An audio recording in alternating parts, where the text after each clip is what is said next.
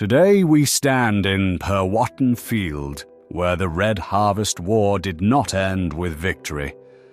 It ended with agreement, ink pressed into paper, while the ground was still warm from burning. This tale is about the moment when the magic stepped back from the common hand and learned to accept its limits.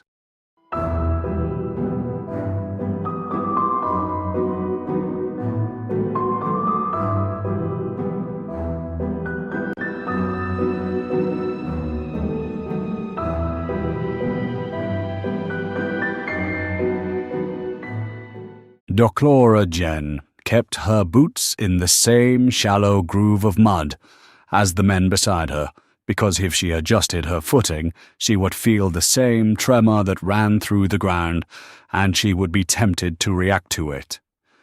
The field had a name that once meant hedges, boundary stones, and the turn of the seasons. Now Purwatten Field meant ash in the furrows, broken spear shafts, and warped arrowheads. She held Ryavern, her wand, close and readied, its bone pale enough to pick up the dull light and give it back. It was translucent in places where the carving had thinned it, so that the internal struts showed like the ribs of a small fish. A spiral channel ran along it, and in the deepest turns the small stones sat, half swallowed by the bone, blue-grey and green in colour. General Johns was ahead of them, and he did not look like a man who was expected to live. His sword was still sheathed, because drawing it too early invited death. His men held pikes and shields, their hands raw where the leather straps bit, their breath visible in the air. The retreat had been ordered, but every step backward had to be purchased in blood. Doqora watched the far side of the field and saw shapes moving there, powerful wielders of magic among the milling infantry. The soldiers called them all mages, with no distinction between the schools. Doqora knew better, of course, and could sense the differences. Some presences were hot and aggressive, some cold and probing, and others remained restrained and curative. She heard John speak. "Jen, I'm here, General. You see him? I see the edge of him. Then keep your edge. Don't let him make you show what you are." Doqora shook her head. "If he comes across, I will have to." "Not unless I say," Johns replied, and she felt anger over the necessity of this arrangement. She had chosen this side and not the Red Harvest faction because she had seen power used on common, innocent folk. She had chosen it because she had seen a child drop screaming, not from a wound, but because someone had reached into the middle of his skull and turned a thought like a key. She had chosen it because she had promised herself she would not become that. Still, being a weapon under orders was a bitterness that never quite felt right to her. A rumbling sound vibrated across the field, and then embraced, their grips tightening on pike shafts and their shields raising. A few began to make the sign that was supposed to ward off fire. Doqora did not rebuke them. People needed rituals when they had no control. The haze parted, enough for her to see a figure at its centre. Icharad Furent did not stride like a hero. He moved with the confidence of someone who knew the world would make way for him. He held Caravel more like a staff. The wand was substantial and weighty, darker than hers, the bone fire-hardened, iron-red, veining through it like cooled blood. Raised bands gave the hand purchase, and carvings cut deep into the surface. Metal bit into the bone in bands, reinforcement masquerading as ornament, and small firestones sat in recessed socket along its spine. Johns raised his left hand. It was a small gesture, but his men had learnt to obey small gestures because noise drew attention. "Hold," he said. "Shields up."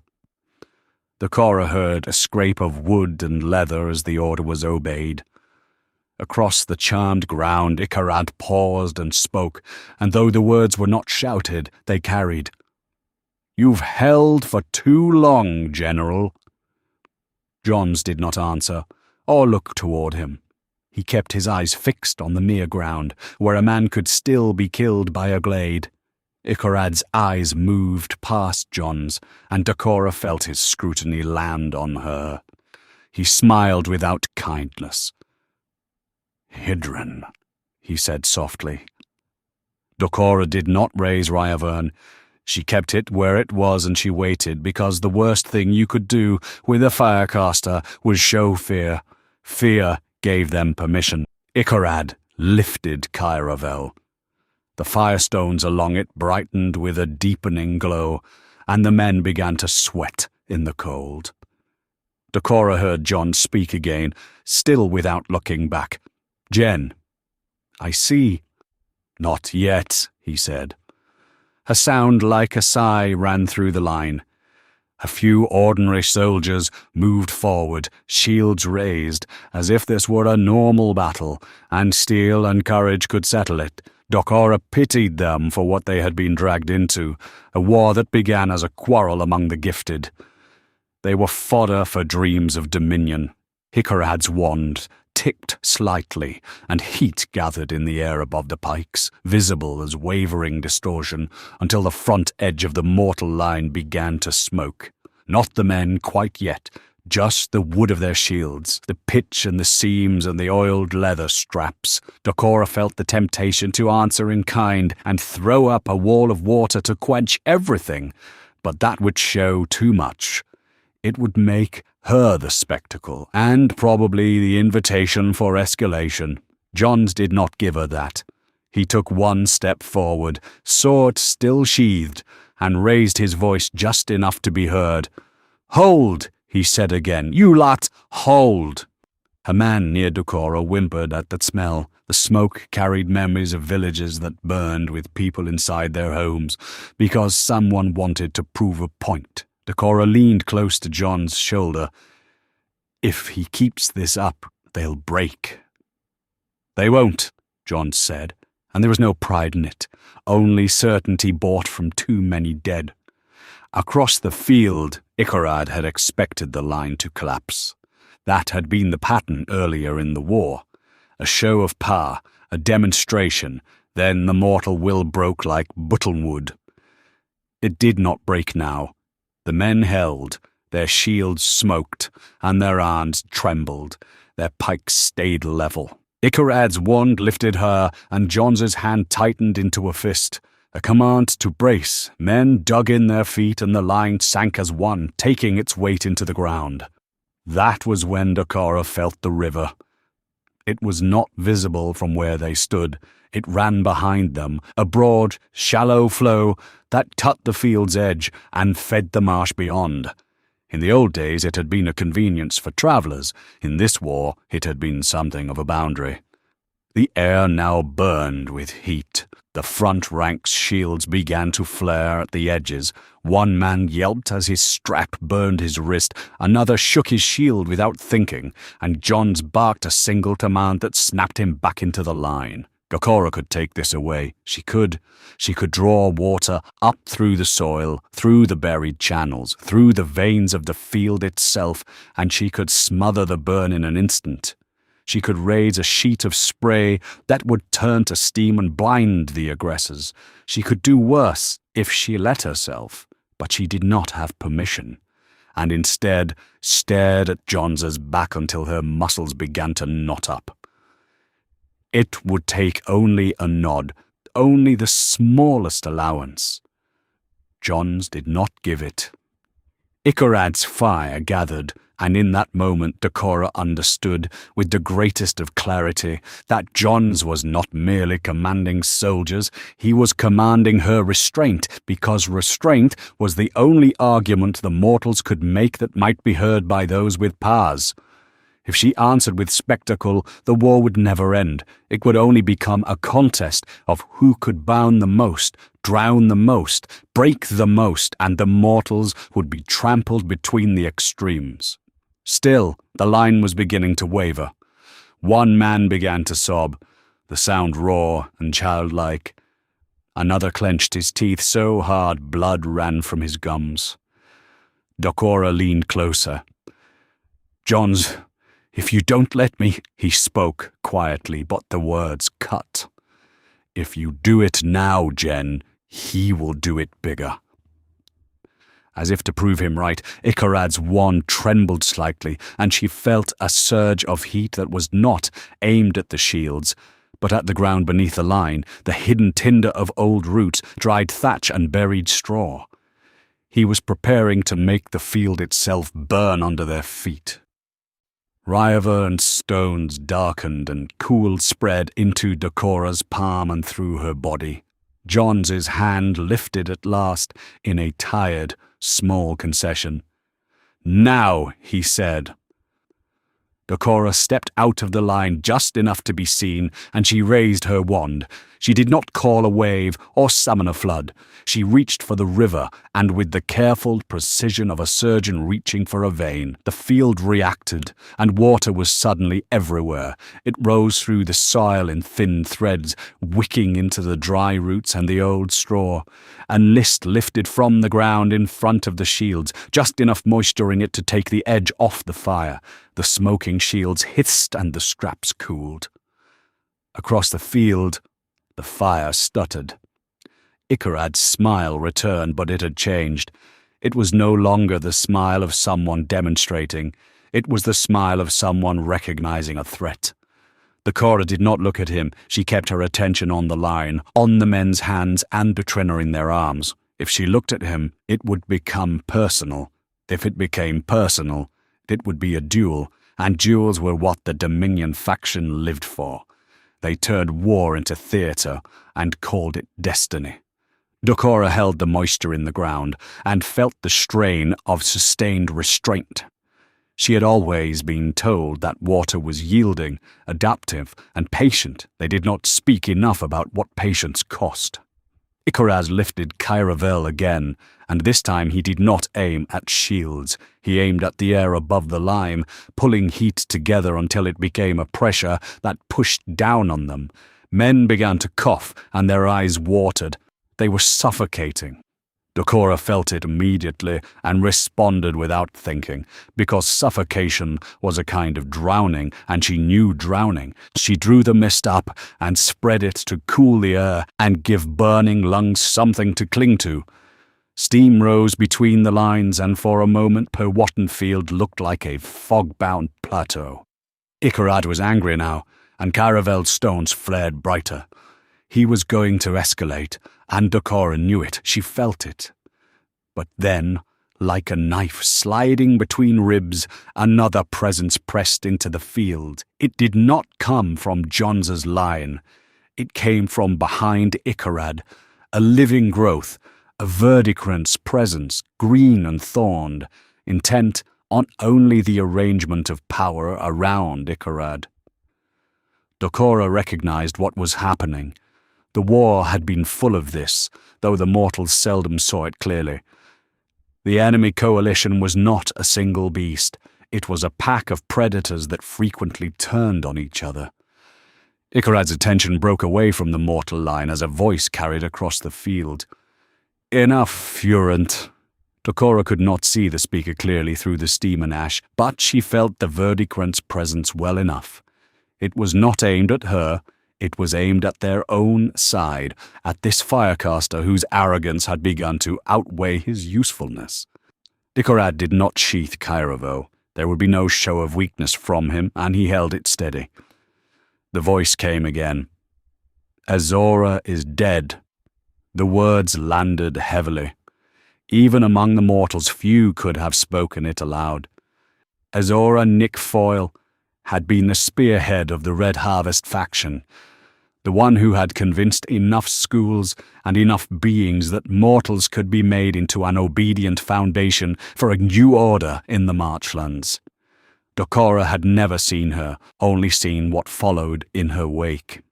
Icharad's expression did not change. "No," he said, and for the first time his voice had some uncertainty. "She cannot be." "She is," the voice replied, "and if you keep burning mortals in front of everyone, you will be next." Icharad stood, very still, and the wand stones dimmed. The air cooled enough that men stopped coughing and began to breathe again. Doqora did not relax, though. She knew what it meant when one as powerful as he became still. It was a decision point. Icharad spoke, but not to the mortals. "Who says this?" A figure moved forward through the haze, and for a moment Doqora saw a woman's outline, hair bound back, a cloak that looked like it had once been green and was now stained to something dirtier.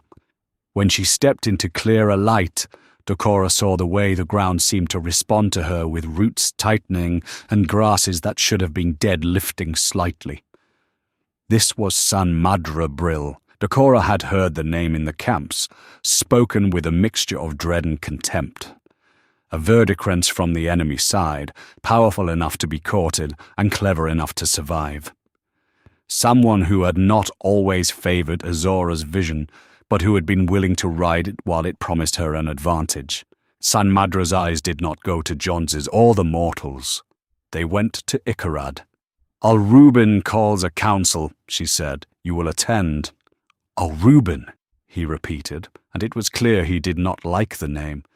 Doqora did not know Al-Reuben Bursnai, but she knew he was the High Mage and represented an authority made out of shared fear of what happened when no one restrained the gifted.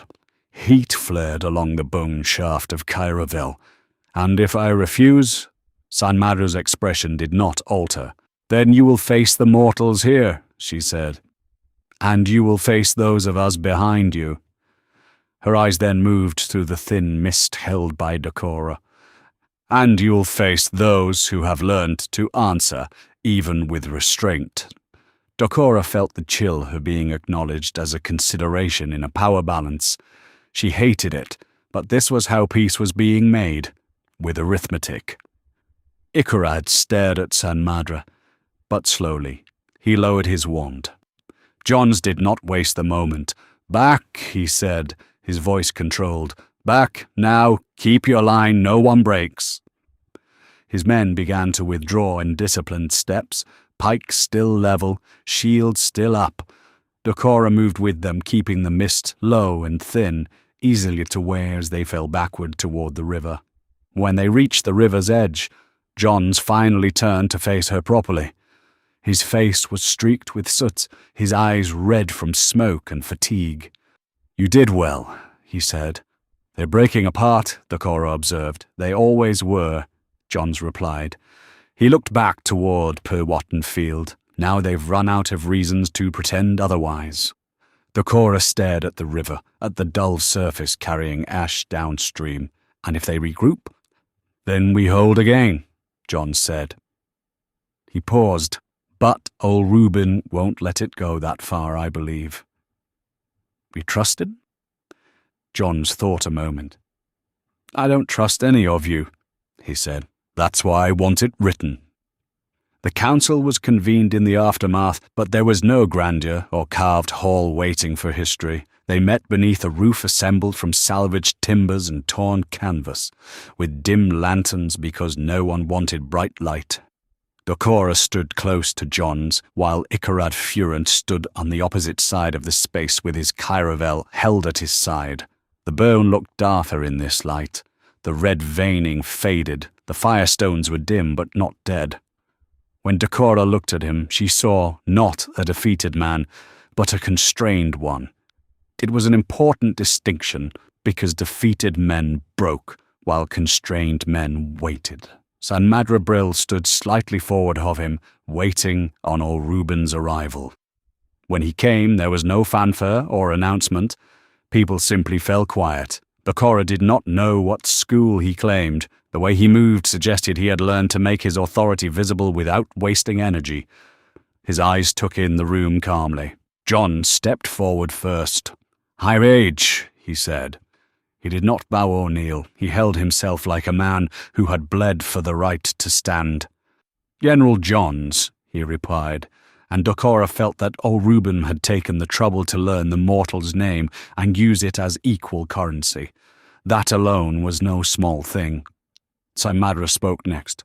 "Izora Nickfoyle is dead," she said again, and the words were not a threat now. They were a fact, laid on the table like a severed head. A deputy holds no mandate, and I stand for what remains. Icharad silently abhorred the phrasing, but he did not contradict her. His quiet was its own admission that the Red Harvest's unity had been a performance. Reuben nodded. "Then we speak terms," he said.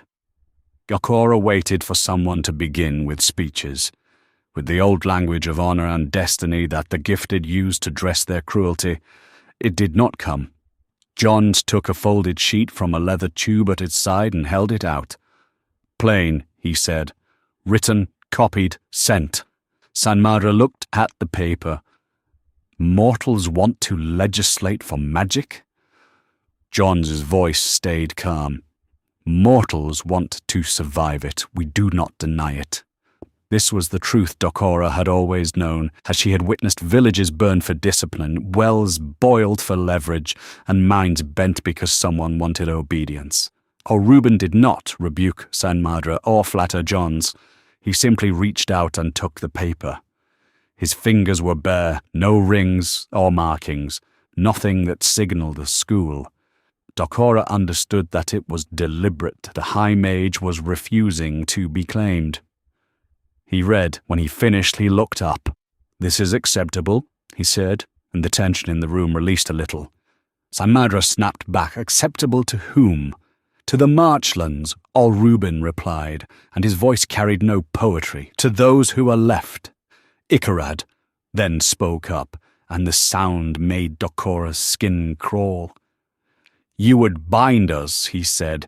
"You would forbid us to act." "You acted," John said quietly, and the simplicity of it was like a blow. "Look outside." Icharad looked towards the canvas wall, toward the dark beyond where Purwatten Field lay scarred and his body seemed to slump. The fire in him wanted argument, but the exhaustion in him could not find the strength. Reuben's voice gained authority. "The terms are these," he said, and then he did what Johns had demanded. He spoke plainly. Doqora listened as the boundaries were set in words that could be copied without distortion. Users of magic would not directly compel, alter, or destroy common mortals except in immediate defense of life. No enchantment would be used upon crops, weather, fertility, bloodlines, or water to control communities or extract compliance. No binding of mortal bodies or minds, no marks that could be used to claim ownership, no breeding or remating. Those who studied would do so under law, not win. Those who broke these terms would be treated not as rivals in a private feud, but as criminals under an agreement recognized by all parties present, mortal and magical alike. It was not a promise of peace. It was a structure for stability, a line drawn in the ash of the Red Harvest War. Sanmadra's face did not soften, but something in her recognized the inevitability of consequence. "And who enforces it?" she asked. "All of us," Reuben said. "That is the point. No more private wars disguised as destiny." Johns spoke again. "It will be published," he said, "in every hamlet, village, town, and city that still has a wall or a post. Copied by hand, until there are no hands left. The people will know what is permitted and what is not." Sanmadra looked at him with something close to disgust. "You think knowledge protects them?" John's expression did not change. "Knowledge warns them," he said. "And warning gives a man time to raise a pike." Doqora felt a grim reproval at that, because she wanted magic to remember that mortals were not clay. Reuben extended the paper towards Sanmadra. "Accept," he said. Sanmadra took it. For a moment she held it without looking at it, weighing the insult of the ink against the reality of extinction. Then she bent her head and signed. Reuben turned to Johns. "Sign," he said. John signed, with a hand that held a sword more than a quill. His letters were blunt, but they were legible, and he handed the paper back. Icharad, as Azora's deputy, was next. Doqora watched his face as he took the paper. For the first time since she had seen him on Purwatten Field, she saw something like loss in his eyes. It was the grief of someone realizing a door has been closed and will not open again, no matter how loudly one pounds it. He looked at the terms, and then, with visible restraint, he signed and handed it back. Reuben folded the paper and returned it to Johns. "Copy it," he said. "Send it." Johns nodded. "By dawn," he replied. The council began to break apart as fatigue took over. People moved through the smoke with difficulty, the distant sound of men digging graves a reminder of what had ended. Doqora remained where she was for a moment, her wand cool in her hand now. She watched Icharad Furent as he turned to leave. He did not look at her, offer threat, or give any acknowledgement. He just walked away, knowing he must never open the door again. Sanmadra Brill paused at the canvas edge, her silhouette briefly framed against the dark. She glanced back at old Reuben, then toward Jones, and then her eyes rested on Doqora. Stability, until someone besides the law is worth breaking. Old Reuben's voice answered from behind her, calm and cold. "Then we remind them why it was written." Doqora stepped closer to Johns as she took the folded paper away. "Will it hold?" she asked. Johns looked out into the night. "It'll hold until it doesn't," he said.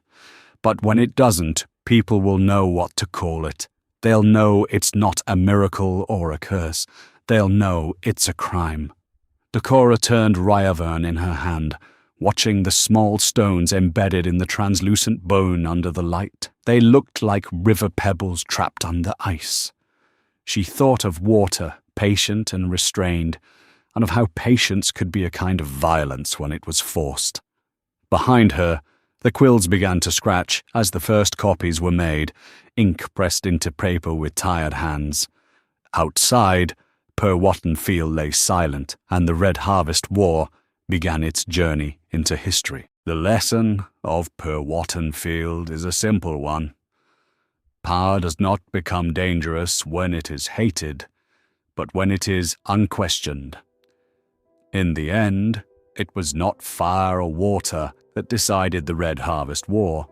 It was the refusal of ordinary people to vanish quietly, and the knowledge that any power which must rule by fear has already begun to fail.